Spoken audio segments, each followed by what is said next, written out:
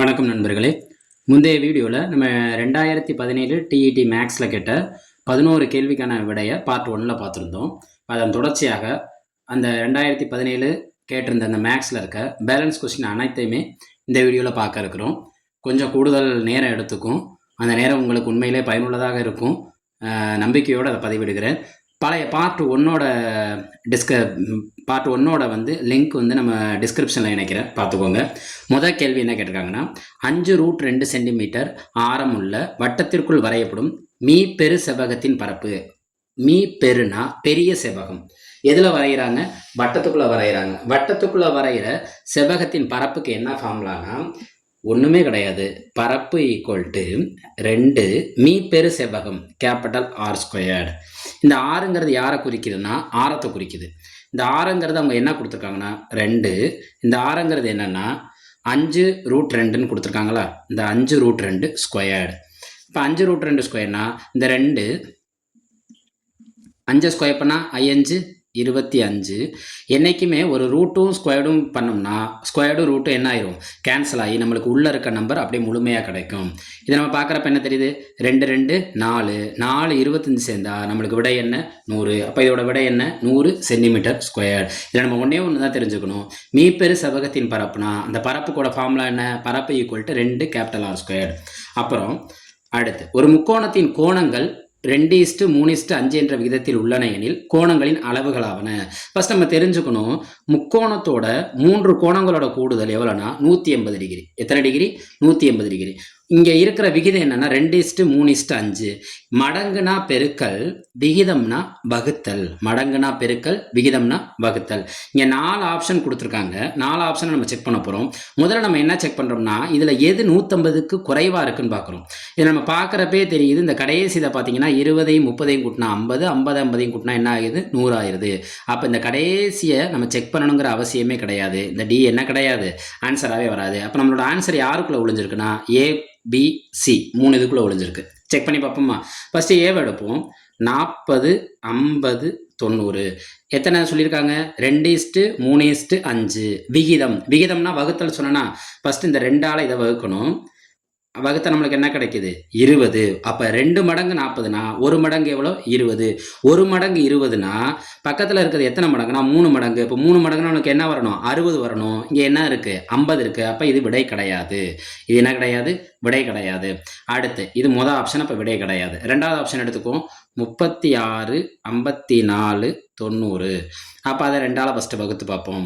36 2ஆல் வகுத்தா, ஒரு நம்பரை 2ஆல் வகுக்கிறோம்னா அந்த நம்பரை என்ன ஆக்குறோம்னு அர்த்தம்னா பாதி ஆக்குறோம்னு அர்த்தம்.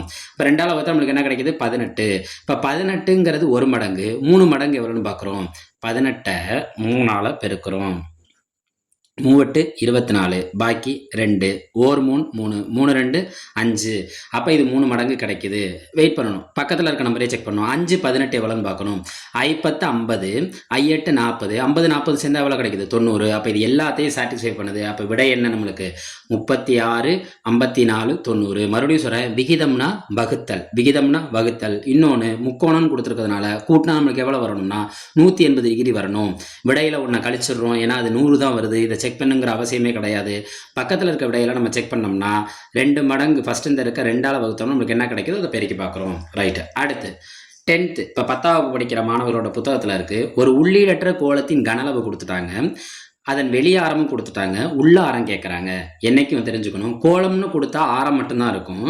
ஆனால் உள்ளீடற்றன்னு எந்த ஒரு வடிவம் கொடுத்தாலும் அதில் 2 விதமான ஆரம் இருக்கும். ஒன்று வெளியாரம், இன்னொன்று உள்ளாரம். இது பெரிய ஆரம்னு சொல்லுவாங்க வெளியாரத்தை. உள்ளாரங்கிறத நம்ம என்ன சொல்லுவாங்கன்னா சின்ன ஆரம்னு சொல்லுவாங்க. அப்போ உள்ளீடற்ற கோலத்தின் கனளவு கண்டிப்போமா? உள்ளீடற்ற கோலத்தின் கனளவுக்கு என்ன ஃபார்முலானா 4/3 pi capital R³ minus small R³. இதுதான் formula. 4/3 pi capital R³ minus small R³. 4/3 அவன் கொடுத்துட்டான். 4/3 பைக்கு நம்மளுக்கு என்ன மதிப்பு தெரியும்? 22/7. கேபிட்டல் R³ இங்கே இருக்க வெளியாரம் தான் என்றைக்குமே பெருசாக இருக்கும். 8³ மைனஸ் R³ ஈக்குவல் டு அவன் எவ்வளோ கொடுத்துருக்கான்? 1352 பை 7. இந்த 7 என்ன ஆயிரும்? கேன்சல் ஆயிரும். இன்னைக்கு மேலையும் மேலையுமே கேன்சல் ஆயிரும். என்னைக்குமே இந்த 22ன்னு வந்துட்டாலே அது 11ஆம் வாய்ப்பால வகுப்படும். அங்க இருக்க பக்கத்துல இருக்க நம்பரே நம்ம செக் பண்ணி பார்க்கணும். மேக்ஸிமம் 22/7ன்னு வந்துட்டாலே அதுல மேல இருக்க 22 நம்ம அடிக்கிறப்ப என்ன ஆகும்னா 11ஆம் வாய்ப்பால அடிபடும்.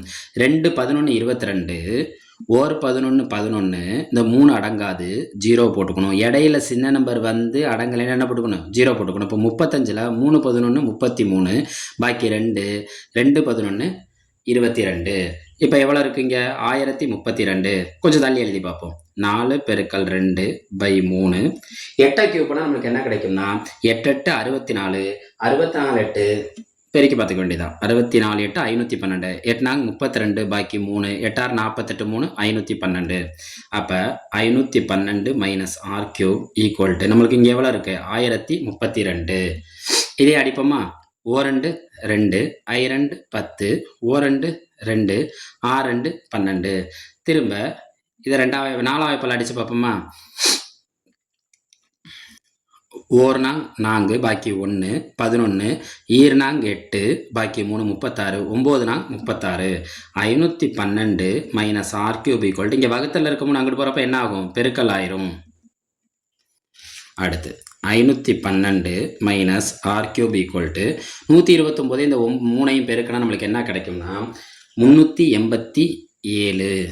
நம்மளுக்கு ஆர் கியூப் தான் வேணும். இந்த ப்ளஸில் இருக்கிறது அங்கிட்டு போனால் என்றைக்குமே சொல்லியிருக்கேன், கூட்டலோட ஃப்ரெண்டு கழித்தல், கழித்தலோட ஃப்ரெண்டு கூட்டல். 387ல் 512 போச்சுன்னா 512 387 5 125 கிடைக்கும். என்ன 125? மைனஸ் 125. இந்த மைனஸ் கேன்சல் ஆயிரும். என்றைக்குமே ஒரு லெட்டர் அடுக்கில் இருக்குன்னா பக்கத்தில் இருக்க ஆளையும் நம்ம என்னவா மாற்றணும்னா அடுக்காக மாற்றினா அடுக்கையும் கேன்சல் பண்ணோம்னா அந்த லெட்டரோட மதிப்பு கிடச்சிரும். 125ங்கிறது யாரோட கியூப்னா 5ஓட கியூப்.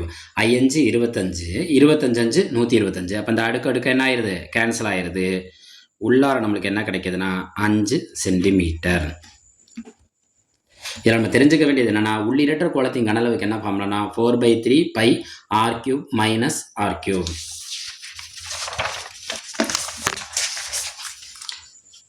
அடுத்து இது முக்கியமான கணக்கு. ஒரு இயந்திரத்தின் தற்போதைய மதிப்பு 14,580. ஒவ்வொரு வருடமும் அதன் 10% குறைந்து வருகிறது எனில் 3 வருடங்களுக்கு முன் அவ்வியந்திரத்தின் மதிப்பு என்ன? 3 வருஷத்துக்கு முன்னாடி இந்த இயந்திரம் ஒன்றும் இல்லை, ஒரு இயந்திரம் நம்ம வாங்கியிருக்கோம். என்னைக்கும் ஒரு இயந்திரம்ங்கிறது தேய்மானத்தை குறிக்கிறது.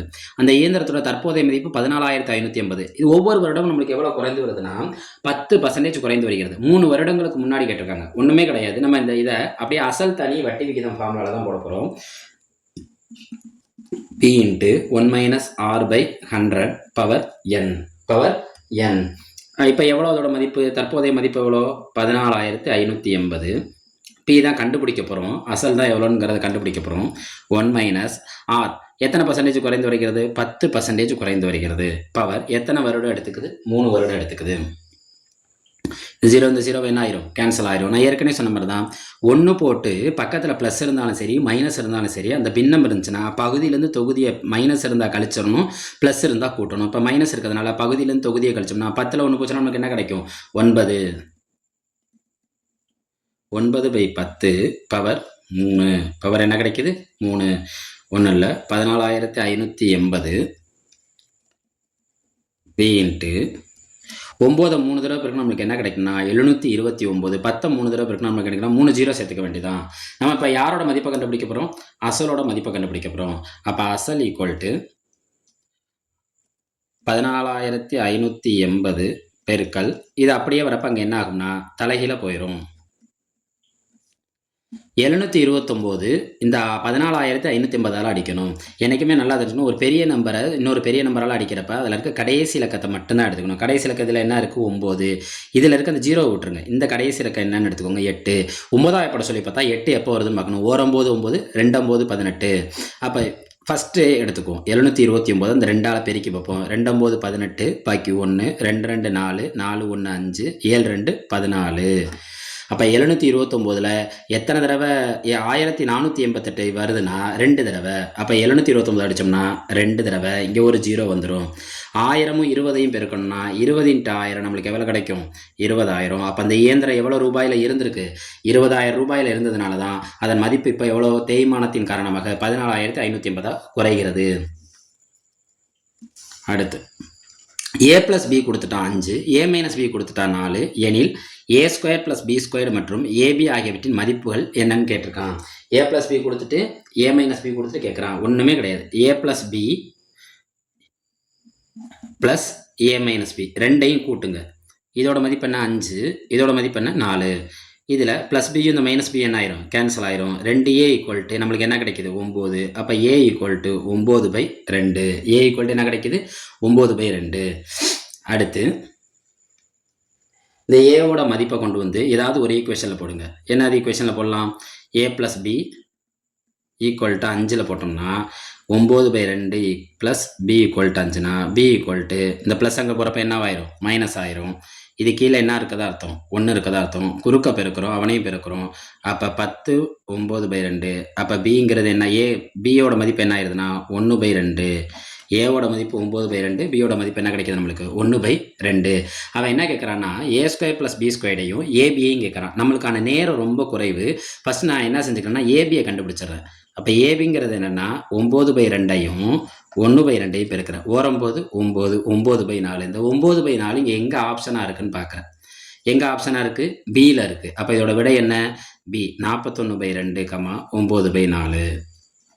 இப்போ நீங்கள் இன்னொன்று கேட்பீங்க, அப்போ a² + b² மதிப்பு கண்டுபிடிக்கலையே, என்ன செய்யறதுன்னா a² + b² மதிப்பு எப்படி கண்டுபிடிக்கணும்னா a + b² - 2ab மூலியமாக கண்டுபிடிச்சோம்னா a² + b² மதிப்பு 41/2 வரும். ரைட். அடுத்து 1/2 பவர் x = 2√3 எனில் எக்ஸோட மதிப்பு கேட்டிருக்காங்க. இதை இந்த அடுக்கை ஃபுல்லாகவே இந்த அடுக்கை கண்டு பயப்பட வேணாம். நம்மளோட கணக்கில் எடுத்துக்கிட்டோம்னா இந்த கீழே இருக்க 12 மேலே கொண்டு வந்தோம்னா அதனோட அடுக்கு என்ன ஆயிரும்னா மைனஸ் ஆயிரும்.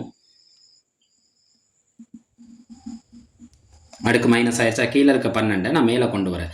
மேலே கொண்டு வந்தேன்னா அடுக்கு என்ன ஆயிரும்? மைனஸ் ஆயிரும். 2 சைடு நான் ஸ்கொயர் பண்ணிடுறேன். ஒரு நம்பரை ஸ்கொயர் பண்ணுறப்ப என்ன ஆகும்னா அந்த நம்பரோட அதை பெருக்கணும். அந்த நம்பரோட அதை நம்ம என்ன செய்யணும்? பெருக்கிறதா அதோட ஸ்கொயர். இதை ஸ்கொயர் பண்ணனா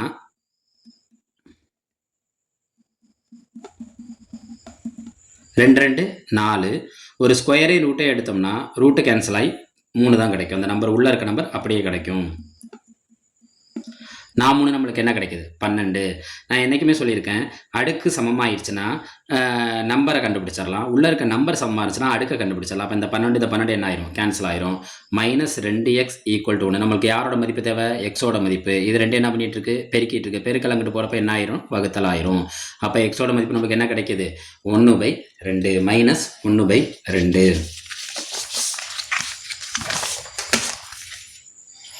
அடுத்து கொஸ்டின் நம்பர் 7.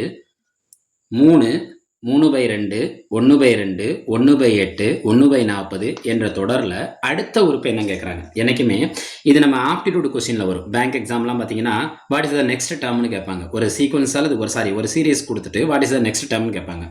இதை நம்ம என்னன்னா ஃபஸ்ட்டு இவ்வளோ பெரிய தொடரையும் கண்டுபிடிக்கணும்னு அவசியம் இல்லை. ஃபஸ்ட்டு இருக்க 2 நம்பரை எடுத்துக்கிட்டோம்னா இதுக்கு என்ன ரிலேஷன் பார்க்கணும். இதே 3 இங்கே வந்திருக்கான்னு பார்க்கணும். ஃபஸ்ட்டு இந்த 3 கீழே யார் மேலே என்ன யார் இருக்கிறதா அர்த்தம்? 1 இருக்கிறதா அர்த்தம். 3/2. ரைட்டா? எழுதிட்டோமா? இப்போ இந்த 3 இருக்கிற இடத்துல 3 அப்படியே இருக்குது. இந்த 1 இருக்கிற இடத்துல என்னவா இருக்குது? 2 வந்திருக்கு. 3 எதால் பெருக்குனா 3 கிடைக்கும்?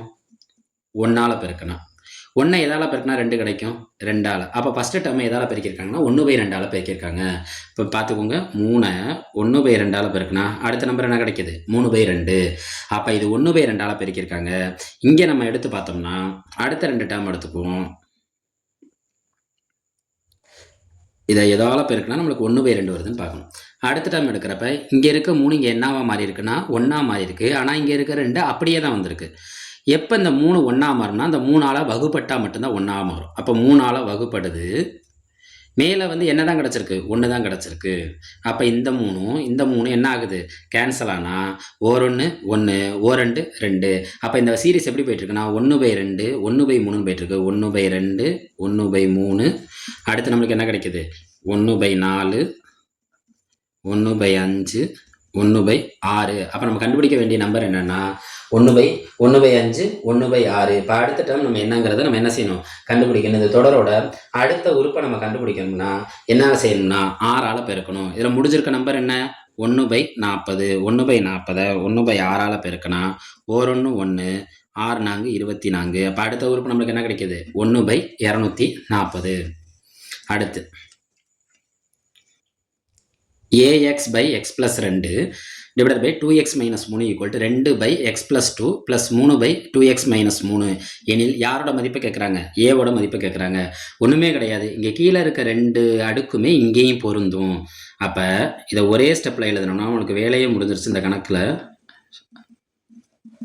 நான் என்ன சொல்லியிருக்கேன், ஒரு இதுக்கு மீசிமா கண்டுபிடிக்கிறோம்னா மீசிமா கண்டுபிடிக்கிறத விட இடையில ப்ளஸ்ஸோ மைனஸோ இருந்தால் குறுக்க பெருக்கணும், அவனையும் பெருக்கணும், குறுக்க பெருக்கணும், அவனையும் பெருக்கணும்.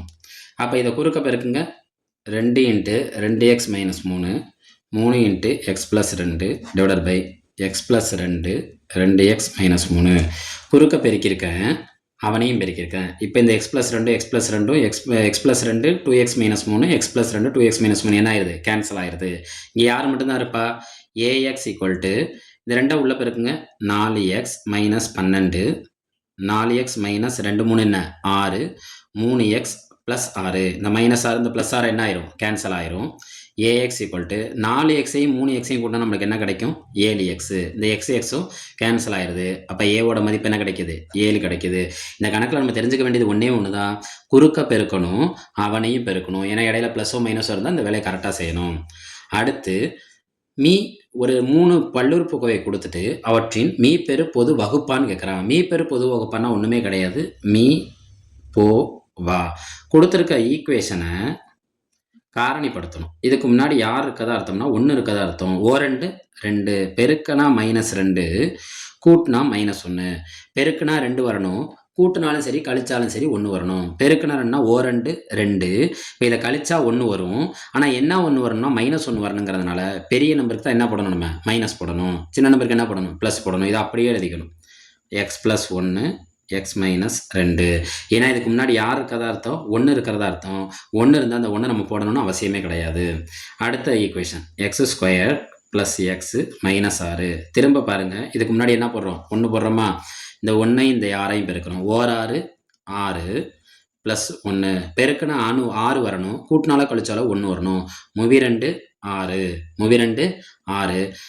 இதில் யாருக்கு நம்ம போடணும்னா கழிச்சா 1 வரணும், பெரிய நம்பருக்கு ப்ளஸ் போட்டு சின்ன நம்பருக்கு மைனஸ் போட்டால் கழிச்சா நம்மளுக்கு என்ன வந்துடும், 1 வந்துடும். அப்போ x + 3 x - 2 இது இதோட காரணி.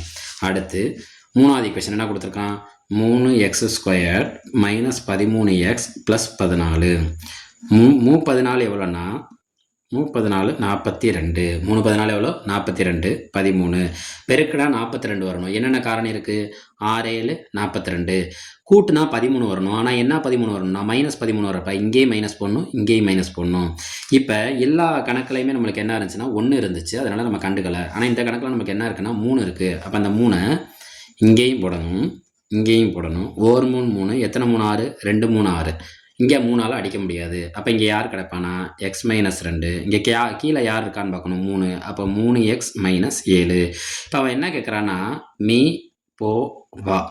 மீ போவான்னா அதை மாற்றி படிக்கணும். எல்லாத்துலேயும் வந்திருக்க ஒரே காரணி யாரோ அவன் தான் மீ போவா. எல்லாத்துலேயும் வந்திருக்க ஒரே காரணி யாருன்னா, இப்போ இங்கே x + 1 எடுத்துக்கோங்க, இங்கே வரல, அப்போ அவனை செக் பண்ணணுங்கிற அவசியம் இல்லை. இந்த இடத்துல x - 2 இருக்கானா, அவன் இங்கே வந்திருக்கானான்னு பாருங்க, வந்திருக்கான். இதுலேயும் வந்திருக்கானான்னு பாருங்க, வந்திருக்கான். அப்போ எல்லாத்துலேயும் வந்தவன் யாருன்னா x - 2. ஸோ மீ பெரு பொது வகுப்பான் யார், x - 2. x - 2 நம்ம எடுத்துக்கிட்டோம்னா இந்த 3 பல்லுறுப்புக்கோவையும் இந்த x - 2ஆல் என்ன செய்யும், வகுப்படும். அப்போ x - 2 தான் நம்மளுக்கு இதுக்கான ஆன்சர். அடுத்த கணக்கு, ஒரு கார் 5 மணி நேரத்தில் 400 கிலோமீட்டர் தூரம் கடக்கிறது எனில் அந்த கார் அதன் பாதி வேகத்தில் செல்லும் போது 7 மணி 30 நிமிடங்களில் கடக்கும் தூரமானது கண்டுபிடிக்க சொல்றாங்க. இதுல முக்கியமான வார்த்தை இந்த பாதி வேகம். என்ன வேகம், பாதி வேகம். ரைட், இது நம்ம இந்த மாறல் கணக்குன்னு கேள்விப்பட்டிருப்போம். மணி தூரம் 5 மணி நேரத்தில் எவ்வளோ கிலோமீட்டர் போகுது, 400 கிலோமீட்டர் போகுது. 7.5 மணி நேரங்கிறது, இந்த 7.5ங்கிறத நான் பின்னமாக்குனேன்னா 15 2000. 7.5ங்கிறத நான் பின்னமாக்குனா என்ன ஆகணும்? 15/2. இந்த 15/2ல அந்த கார் எவ்வளோ வேகத்தில் போகுதுன்னு நம்ம கணக்கிட போகிறோம். ஸ்பீடை தான் கணக்கிட போகிறோம். எஸ்ன்னு கூட வச்சுக்குவோம். ஸ்பீடை தான் நம்ம என்ன செய்ய போகிறோம்? கணக்கிட போகிறோம். நேரம் அதிகரித்தா தூரம் என்ன ஆகும்னா கூடுமா குறையுமா? நேரம் அதிகரித்தா தூரமும் என்ன ஆகும்னா கூடும். நேரம் அதிகரிக்குது, இங்கே தூரமும் என்ன ஆகுது? நம்ம செல்கிற தூரமும் கூடுதுன்னா இது என்ன மாறல்னா நேர்மாறல். நேர்மாறல்னா குறுக்க பெருக்கணும், எதிர்மாறல்னா நேரா பெருக்கணும். இவ்வளவுதான் விஷயம். நேர்மாறல்னா குறுக்க பெருக்கணும், எதிர்மாறல்னா நேரா பெருக்கணும். இப்போ குறுக்க பெருக்கோமா? 5 × S 15/2 × 400. இதை அடித்தோம்னா நமக்கு என்ன கிடைக்கும்? 200. நம்மளுக்கு எஸ் தான், அந்த ஸ்பீடு தான் கண்டுபிடிக்க போகிறோம். அப்போ 15 × 200 / 5. எத்தனை 5? 15. 3 5 15. 3 200னா எவ்வளோ? 600 கிலோமீட்டர். நம்ம என்ன செஞ்சிருவோம்னா அந்த 600 கிலோமீட்டர் பார்த்தோன்னே ஒரு சந்தோஷம் வந்துடும். உடனே 600ன்னு டிக் பண்ணிடுவோம். கேள்வியை மறுபடியும் நம்ம போய் படித்து பார்த்தோம்னா அது எத்தனை வேகத்தில் போயிட்டுருக்கு? பாதி வேகத்தில். அப்போ கண்டுபிடிச்ச விடைக்கு நம்ம பாதியை கண்டுபிடிச்சா அப்போ எவ்வளோ தூரம்? அது கடந்த தூரம் எவ்வளோனா 600ல் பாதி எவ்வளோ? 300 கிலோமீட்டர். நம்ம என்ன நினைப்போங்கிறது தான் அந்த கேள்வியில் ஒரு விடையாகவும் இருக்கும். ஸோ விடைகளை ரொம்ப கவனமாகவும், விடைகளை சூஸ் பண்ணுறதுக்கு முன்னாடி அந்த கேள்வியை ஒரு தடவை பார்க்கணும். அப்போ பார்த்தோம்னா மொத்த தூரம் 600 கிலோமீட்டர். ஆனால் அது எத்தனை வேகத்தில் போயிட்டுருக்குன்னா அதோட ஸ்பீடை பாதி ஆக்குனதுனால தூரமும் என்ன ஆயிரும்? பாதியாக மாறிடும். அடுத்து முக்கியமான கணக்கு. ABC மற்றும் D என்பன தொடர்ச்சியான ஒற்றை எண்கள். மேலும் அவற்றின் சராசரி 42 எனில் BD இவற்றின் பெருக்குத்தொகை எவ்வளோன்னு கேட்குறாங்க. ஒன்றுமே கிடையாது. ஒரு ஒற்றை எண், தெரியாத ஒற்றை எண்ணை நான் என்னென்னு எடுத்துக்கிறேன்னா ஃபஸ்ட்டு ஒற்றை எண்ணை எக்ஸ்ன்னு எடுத்துக்கிறேன். எந்த ஒரு ஒற்றை எண்ணுக்கும் அடுத்த ஒற்றை எண்ணுக்கும் ஆனால் இடைவெளி எவ்வளோ இருக்குன்னா 2 இருக்கும். ஃபார் எக்ஸாம்பிள் நீங்கள் ஒரு இப்போ 3ன்னு சொல்கிறீங்கன்னு வைங்களேன், அடுத்த ஒற்றை எண் எவ்வளோ? 5. இப்போ 3க்கும் 5க்கும் எவ்வளோ கூட்டணும்? 2.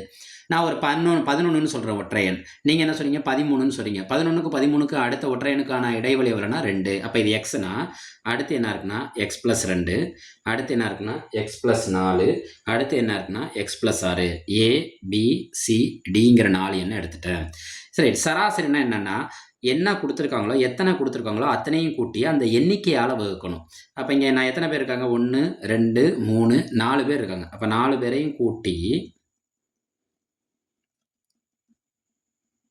எதால் வகுக்கணும்? 4ஆல் வகுக்கணும். ஆல்ரெடி அவங்க ஆன்சர் எவ்வளோ கொடுத்துருக்காங்க? 42. இந்த 4 பேரை கூட்டினா முதல் லெட்டரை கூட்டுவோம். நான் 1x 2x 3x 4x. எத்தனை எக்ஸ் கிடைக்குது நம்மளுக்கு?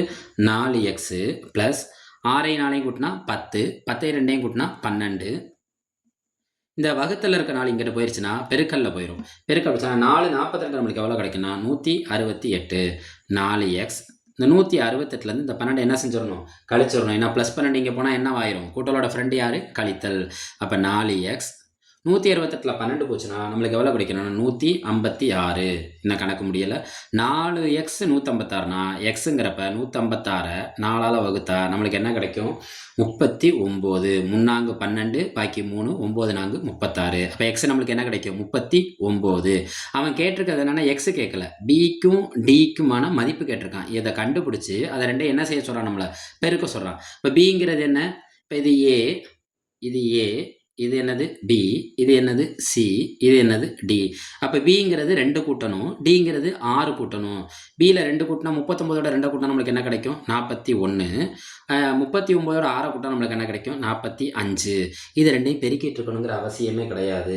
ஏன்னா இதில் இருக்க கடைசி நம்பர் என்ன? 1. இதில் இருக்க கடைசி நம்பர் என்ன? 5. 5 5. கண்டிப்பாக இதோட பெருக்கு தொகை எதில் முடியும்னா 5ல் முடியும். அந்த முடிகிற நம்பர் என்ன? 1845. ஏன்னா வேறு எங்கேயுமே 5ல் இலக்கங்கள் முடியலை. சப்போஸ் இலக்கங்கள் 5ல் முடிஞ்சிருந்துச்சுன்னா இது ரெண்டையும் நீங்கள் என்ன செஞ்சு பார்க்கணும்? முழுமையாக பெருக்கி பார்க்கணும். இப்போ உங்களுக்காக ஒரு தடவை வேணாலும் பெருக்கி காட்டுறேன். 1 5 5, 1 4 4, 4 5 20, 4 16, 18. பெருக்கினா என்ன வருது நம்மளுக்கு? 1845. பெருக்கினாலும் 1845 தான் வரும். நம்ம பெருக்கணுங்கிற கட்டாயம் கிடையாது. காரணம் என்னென்னா இங்கே நம்மளுக்கு இப்போ ஸ்டெப் மார்க் கிடையாது. இங்கே நம்ம டிக் பண்ணுறது மட்டும் தான் நம்மளோட மார்க்கு. நம்ம எண்களை கண்டுபிடிச்சோம். கண்டுபிடிச்ச எண்களோட கடைசி இலக்கங்கள் 2ஐயும் எடுத்துக்கிறோம். அந்த 2 இலக்கத்தை பெருக்கினா என்ன ஒற்றை எண் கிடைக்குதுன்னு பார்க்குறோம்? 5. 5ல் முடிகிற ஆன்சர் வேறு எதுவுமே இல்லை. இது ஒன்றே ஒன்று தான். அப்போ அதை சூஸ் பண்ணிவிட்டு நம்ம போயிடலாம். நம்மளோட வேலையை என்ன செஞ்சுக்கலாம்? எளிமையாக்கிக்கலாம். அடுத்து முக்கியமான கணக்கு. இது கேள்வி என்னைக்கு பெருசா இருக்கோ விடை அவ்வளோ எளிமையா இருக்கும். கேள்வியை கண்டு பயப்பட வேணாம். 6 ஆண்கள் ஒரு வேலையை நாள் ஒன்றுக்கு 10 மணி நேரம் வேலை செய்து 24 நாட்களில் முடிப்பர். இது என்ன? ஆட்கள், நாட்கள், நேரம். ஆட்கள், நேரம், நாட்கள். அப்பனா இதுல 3 பேர் இருக்காங்கன்னா 3 பேரையும் பெருக்கி இன்னொரு 3 பேரோட சமப்படுத்தினா இதோட விடை கிடைச்சிரும். அவ்வளவுதான். வேற எதுவுமே கிடையாது. ஃபார் எக்ஸாம்பிள் இப்ப நடத்துறோம். ஆட்கள் பெருக்கல் நாட்கள் பெருக்கல் நேரம். இதுதான் இதோட வாய்ப்பாடே. ஆட்கள் எவ்வளோ? 6 ஆட்கள் எவ்வளோ நாட்கள்ல? 24 நாட்கள்ல எத்தனை மணி நேரம் வேலை செய்றாங்க? 10 மணி நேரம் வேலை செஞ்சு, இங்கே யார் இருக்காங்க? 9 ஆண்கள், 9 ஆட்கள் எத்தனை மணி நேரம் வேலை செய்றாங்க? 8 மணி நேரம். எத்தனை நாட்கள்ல? டேஸ். எத்தனை டேஸ் தான் கேட்குறாங்க. ரைட்டா? இதை கண்டுபிடிப்போமா? இப்போ இந்த டேஸ்னா என்ன செய்யணும்? இந்த பெருக்கல்ல இருக்க இந்த 9, 8 இங்கே போனால் என்ன ஆயிரும்னா வகுத்தல் ஆயிரும். 6, 24, 10 டிவைடட் பை 9, 8. 1 8 8 3 8 24. 1 3 3 9. 1 3 2 3 6. இப்போ மேலே யார் மட்டும்தான் இருக்கானா? 2ம் 10 தான் இருக்கான். 2யும் 10 பெருக்கினா நம்மளுக்கு எவ்வளோ நாட்கள் கிடைக்கும்? 20 நாட்கள். மறுபடியும் சொல்கிறேன், ஆட்கள் நாட்கள் நேரம் வந்தால் 3 பேரையும் பெருக்கி சமப்படுத்துக்க இன்னொரு 3 பேரோட. இன்னொரு 3 பேருங்கிறப்ப அங்கே 3 பேர் கொடுக்க மாட்டாங்க, 2 பேர் தான் கொடுத்துருப்பாங்க. அந்த 3வது நம்ம கண்டுபிடிச்சாலே போதும். அப்போ எத்தனை நாட்கள்? 20 நாட்கள். இன்னொன்று முக்கியமான கணக்கு அறிவியலோட அரசி என கூறியவர். ஸ்டேட்மெண்ட் கேட்பாங்க சில நேரத்தில், ஒரு ஸ்டேட்மெண்ட்டாவது இருக்கும். கூறியவர் யாருன்னா சிஎஃப் காஸ். சிஎஃப் காஸ் அறிவியலோட அரசின் கூறியவர் யாரு? CF Gauss. நான் ஒரே ஒரு குழு மட்டும் இதில் சொல்கிறேன். இந்த கணித மேதை ராமானுஜன் சொல்கிறோம்ல, அவர் தன்னோட முழு ஈடுபாடையும் கணக்கை டெரைவ் பண்ணுறதுல மட்டும்தான் செலுத்தினார். யாருக்கும் பேர் வைக்கல, எந்த விதமான புனைப்பெயர்களும் யாருக்கும் தரல ராமானுஜம். ஸோ ராமானுஜம் விடைகளில் வந்தால் புனைப்பெயர் என கூறியவர்னு வந்துச்சுன்னா அதில் ராமானுஜம் கொடுத்துருப்பாங்க. அந்த ஆப்ஷன் கிடையாது. அதை ஒதுக்கிட்டு மற்ற ஆப்ஷனில் கண்டுபிடிங்க.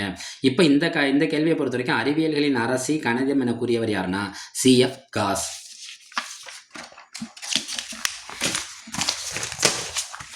அடுத்து இது ரொம்ப முக்கியமான கணக்கு. ஆனால் கேள்வியிலே இதுக்கு விடை இருக்குது, பார்த்துக்கோங்க. என்ன கேள்வினா, ஒரு பெருக்கு தொடர் வரிசையில் 3வது உறுப்பு 2 எனில் அதன் முதல் 5 உறுப்புகளின் பெருக்கற்பலன் காண்க. பெருக்கற்பலன் காண்க. இதை ஒரே ஒரு விஷயம் மட்டும்தான் இதில் புரிஞ்சுக்கணும். பெருக்கு தொடரை பொறுத்த வரைக்கும் அதோட ஒற்றைப்படை எண்ணிக்கையின் பெருக்கற்பலனானது நடு உறுப்போட அடுக்கு சமம். பெருக்கு தொடரை பொறுத்த வரைக்கும் பெருக்கு தொடரில் அதன் எண்ணிக்கை ஒற்றைப்படையில் இருந்துச்சுன்னா ஒற்றைப்படை எண்ணிக்கையின் பெருக்கற்பலன்கிறது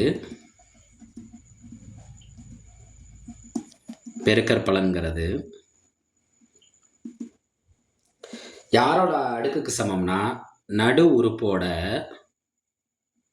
அடுக்குக்கு சமம். இதை மட்டும் தெரிஞ்சுக்கோங்க. கேள்வியிலே அதுக்கான விடை இருக்குது. சரி, இது என்ன சார் இதில் என்ன சொல்ல வரீங்க அப்படின்னா, இதில் எத்தனை உறுப்புகள் இருக்குது? 5 உறுப்புகள் இருக்குது. இந்த 5 உறுப்புகள் 5ங்கிற எண்ணுங்கிறது என்ன எண்? ஒற்றைப்படை எண். இந்த ஒற்றைப்படை எண்ணை தான் நம்ம பெருக்க போகிறோம். அப்போ இந்த ஒற்றைப்படை எண்ணோட பெருக்கற்பலனுங்கிறது யாரோட அடுக்குக்கு சமம்னா நடு உறுப்போட அடுக்கு சமம். ஃபஸ்ட்டு நடு உறுப்புங்கிறது என்னன்னு பார்ப்போமா? மொத்தம் 5 நம்பர் இருக்குது. 1 2 3 4 5. இப்போ இதில் நடு உறுப்புங்கிறது யார்? இது 2ஐயும் கேன்சல் பண்ணி இது 2ஐயும் கேன்சல் பண்ணால் நடு உறுப்புங்கிறது யார்? 3வது உறுப்பு. அப்போ இதில் இருக்க 3வது உறுப்பு என்ன? அவனே கொடுத்துருக்கான். 3வது உறுப்பு என்னன்னு கொடுத்துருக்கான் கேள்வியில். 3வது உறுப்பு 2 எனில். அப்போ 3வது உறுப்பு என்ன? 3வது உறுப்புங்கிறது 2, அதோட அடுக்குக்கு சமம். எத்தனை உறுப்புகளோட பெருக்கற்பலன் கேட்க சொல்லியிருக்கான் நம்மளுக்கு? 5 உறுப்புகள். அப்போ 3வது உறுப்பு தான் நம்மளுக்கு என்னன்னு கிடச்சிருக்கு? இதுதான் நடு உறுப்பு. 3வது உறுப்பு தான் நம்மளுக்கு என்ன கிடச்சிருக்கு? நடு உறுப்பு. இந்த நடு உறுப்போட அடுக்குக்கு சமம். நடு உறுப்போட எதுக்கு சமம்? அடுக்குக்கு சமம். இப்போ 2/5ன்னு சொல்லலாம். இல்லைன்னா 2/5ங்கிறப்ப 5 2 தடவை பெருக்கணும். 2 2 4, 4 2 8, 8 2 16, 16 2 32. இப்போ விடையில் 2/5 இருக்கலாம், இல்லைன்னா என்னன்னு இருக்கலாம்? 32 இருக்கலாம். இங்கே 2/5 மட்டும்தான் இருக்குது. இன்னொரு ஆன்சர் தெரிஞ்சுக்கலாம். மறுபடியும் இதில் சொல்கிறேன், ஒரே ஒரு விஷயம்தான். கொடுத்துருக்க பெருக்கற்பலன்கிறது ஒற்றைப்படை எண்ணு கண்டுபிடிக்க சொன்னால் அந்த ஒற்றைப்படை எண்ணுக்கு பெருக்கற்பலன்கிறது நடு உறுப்பு கண்டுபிடிக்கிறோம்ல, அந்த நடு உறுப்போட அடுக்கில் ஏற்றிடணும் அந்த எத்தனை உறுப்புகள்ங்கிறத. இப்போ நடு உறுப்போட அடுக்கில் ஏற்றினா அதுதான் அதோட விடை. அடுத்து, கீழ்கண்ட எண்களில் எந்த ஒரு மீச்சிறு எண்ணை 6203 கூட்டும்போது முழு வர்க்கம் கிடைக்கும்? முழு வர்க்கம் கிடைக்கும். எனக்குமே நம்ம கேள்வியில் ஒரு எண் வித்தியாசமாக கொடுத்துருப்பாங்க. இப்போ அதை வச்சு தான் இந்த கணக்கே முடிய போகுது எளிமையாக. 28, 38, 48 இதெல்லாம் ஒரு சீரீஸ் மாதிரியே வருது. ஆனால் இங்கே ஒரு 197ங்கிறது என்னவா இருக்குது? வித்தியாசமாக இருக்குது. அப்போ இந்த 6203ஓட இந்த 197 கூட்டி பார்ப்போம். 7 3 கூட்டினா என்ன கிடைக்கும்? 10, பாக்கி 1, 10, பாக்கி 1, 4. இதில் வர்க்கம்ங்கிறப்ப ரெண்டு நம்பருக்கு பதிலாக ஒரு நம்பர் வரும். அப்போ 2 ஜீரோக்கு பதிலாக நமக்கு எத்தனை ஜீரோ வரப்போகுது? ஒரு ஜீரோ வரப்போகுது. இந்த 64 வர்க்கப்படுத்த முடியுமான்னு பார்க்கணும். 8 8 64. அப்போ இது யாரோட ஸ்கொயர்டு? 80ஓட ஸ்கொயர்டு. அப்போ கேள்விக்கான விடை முடிஞ்சிருச்சு. கீழ்கண்ட எண்களில் எந்த ஒரு மீச்சிறு எண்ணை கூட்டும் போது 6203 கூட்டும்போது அது முழு வர்க்கம் கிடைக்கும்? 197 197. அவ்வளோதான். அடுத்து 2/3க்கும் 3/4க்கும் இடைப்பட்ட ஒரு விகிதமுறு எண். இது ஒன்றுமே கிடையாது. இந்த 2 நம்பரையும் கூட்டணும். எந்த ஒரு 2 எண்ணுக்கும் விகிதமுறு எண் கேட்டாங்கன்னா, இடைப்பட்ட விகிதமுறு எண் கேட்டாங்கன்னா 2ஐயும் கூட்டணும், 2ஆல வகுக்கணும். 2ஐயும் கூட்டணும், 2ஆல வகுக்கணும். அதாவது கிட்டத்தட்ட சராசரி மாதிரியே தான். இப்போ இதை கூட்டுறப்ப பின்ன வெவ்வேறு மாதிரி இருக்கா? இப்போ நம்ம இங்கே மீசிமா கண்டுபிடிக்கணுங்கிற அவசியம் இல்லை. குறுக்க பெருக்கணும், அவனையும் பெருக்கணும். 4 2 8, 3 9, 4 12. இந்த வகுத்தில் இருக்க 2 கீழே யார் இருக்கதா அர்த்தம்? 1 இருக்கதா அர்த்தம். ஒரு பின்னம் தான் இருக்கலாம்னு ஏற்கனவே சொல்லியிருக்கேன். அப்போ இதை என்ன செய்யணும்? தலைகீழ ஆக்கணும். 8 9 கூட்டம் என்ன கிடைக்கும்? 17. 2 12 24. அப்போ இதுக்கான விடை என்னவா இருக்குன்னா 17/24. அடுத்து இன்னும் 2 கணக்கு தான் இருக்கு. ஒரு புத்தகத்தை 10% தள்ளுபடியில் விற்கும் ஒருவர் ஒரு புத்தகத்தை 10% தள்ளுபடியில் விற்கும் போது 10% லாபம் அடைகிறார் எனில் அப்புத்தகத்தின் குறித்த விலை 330 எனில் அதன் அடக்க விலை கேட்டிருக்கான். 10% தள்ளுபடியில் விற்கிறாரு, 10% என்ன கிடைக்குது? அவருக்கு லாபம் கிடைக்குது. இப்போ அவர் புக்கை எவ்வளோ ரேட்டுக்குன்னு குறித்து வச்சிருக்காருன்னா 330 குறித்து வச்சிருக்காரு. அது 10% தள்ளுபடிங்கிறப்ப 330ல் 10%ங்கிறது 33 ரூபா. 33 ரூபாய் இந்த 330லேருந்து நம்ம என்ன செஞ்சிடணும்? கழிச்சிடணும். கழிச்சிட்டா 297. தள்ளுபடியில் விற்கிறப்பயே அவருக்கு எத்தனை சதவீதம் லாபம் கிடச்சிருக்கு? 10% லாபம் கிடச்சிருக்கு. அது எப்படி கண்டுபிடிப்போமா? இப்போ தள்ளுபடியில் அவர் எவ்வளோக்கு விற்கிறாரு? 297க்கு.